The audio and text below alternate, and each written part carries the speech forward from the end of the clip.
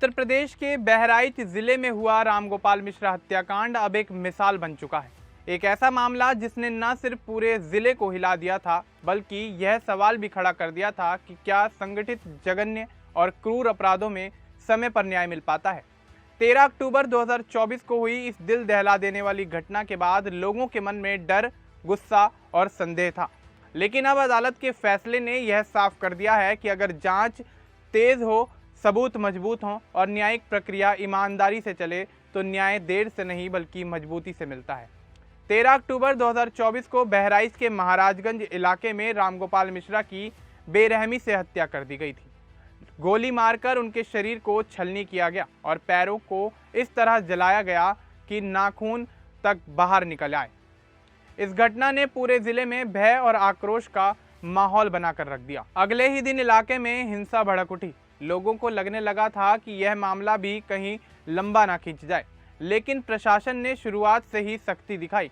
घटना के दिन ही एफआईआर दर्ज कर ली गई और पुलिस की कई टीमें इस मामले की जांच में जुट गईं। Mobile location, call details, CCTV footage, forensic report और घटनास्थल से मिले साक्ष्यों को तेजी से इकट्ठा किया गया। महज 3 महीने के भीतर 11 जनवरी 2025 को आरोप पत्र दाखिल कर दिया गया, जो आमतौर पर ऐसे मामलों में लगने वाले समय से काफ़ी कम था। यह तेजी इस केस की सबसे बड़ी ताकत बनी। अभियोजन पक्ष ने इस मामले में कुल 12 गवाह पेश किए, जो पूरे मुकदमे की रीढ़ साबित हुए। सभी गवाह अदालत में समय पर पहुंचे और किसी ने भी अपना बयान नहीं बदला। गवाहों के बयान एक दूसरे से मेल खाते रहे, जिससे अदालत के सामने घटना की पूरी तस्वीर साफ हो गई। 18 फरवरी 2025 को साक्ष्य की प्रक्रिया शुरू हुई और अदालत ने बिना अनावश्यक स्थगन दिए लगातार सुनवाई की। आखिरकार 9 दिसंबर 2025 को अदालत ने अपना फैसला सुनाया। प्रथम अपर जिला एवं सत्र न्यायाधीश पवन कुमार शर्मा द्वितीय ने इस अपराध को विरल से विरलतम श्रेणी में रखते हुए मुख्य आरोपी सरफराज उर्फ रिंकू को फांसी की सजा सुनाई और अन्य 9 आरोपियों को आजीवन कारावास की सजा सुनाई।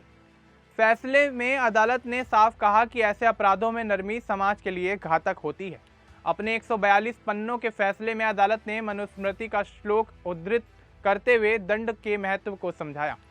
न्यायाधीश ने कहा कि दंड का उद्देश्य केवल सजा देना नहीं, बल्कि समाज में अनुशासन बनाए रखना और लोगों के भीतर कानून का भय पैदा करना है। अदालत ने लिखा कि रामगोपाल मिश्रा की हत्या ने समाज की आत्मा को झकझोर दिया और मानवता को शर्मसार किया। फैसले के समय अदालत का माहौल बेहद गंभीर था। जैसे ही मुख्य आरोपी को मृत्यु दंड सुनाया गया, न्यायाधीश ने अपने पेन की निब तोड़ दी। खचाखच भरी अदालत में सन्नाटा छा गया। यह नज़ारा अपने आप में यह दर्शाता है कि न्याय सिर्फ शब्दों में नहीं, बल्कि भावना और जिम्मेदारी के साथ दिया गया। पीड़ित परिवार के मुखिया कैलाश नाथ मिश्रा ने कहा कि इस फैसले ने उन्हें मानसिक राहत दी है। महीनों से जो डर और बेचैनी थी, वह अब कुछ हद तक कम हुई है।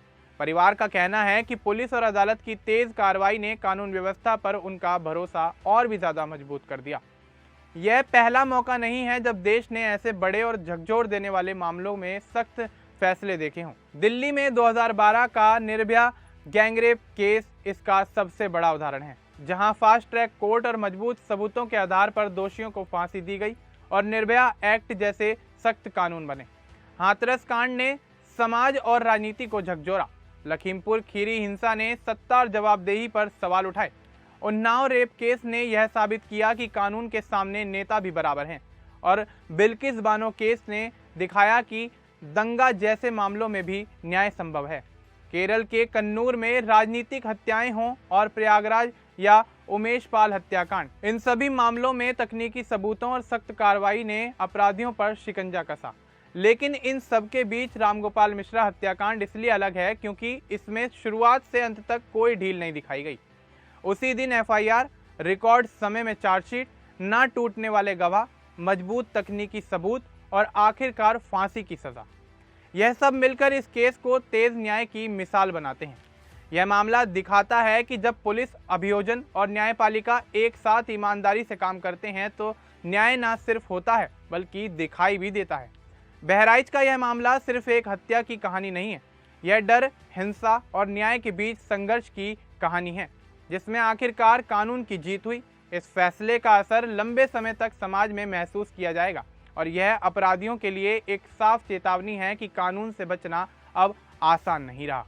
इस पूरे मामले को लेकर आपका क्या कुछ कहना है हमें कमेंट बॉक्स में जरूर बताएं। बाकी इस तरह के और अपडेट्स के लिए हमारे चैनल को सब्सक्राइब करना ना भूलें। धन्यवाद।